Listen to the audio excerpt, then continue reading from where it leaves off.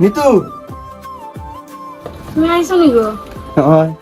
মিতু কি তেমন হইলা? তুমি তো আসলে আমার মুখ উজ্জ্বল করে। আজকে তো খুশি দিনে তোমার একটা মিষ্টি খাওয়াইবো। আজকে যে তো বড় সুখবর নেই আমি জীবনেও ভাবছি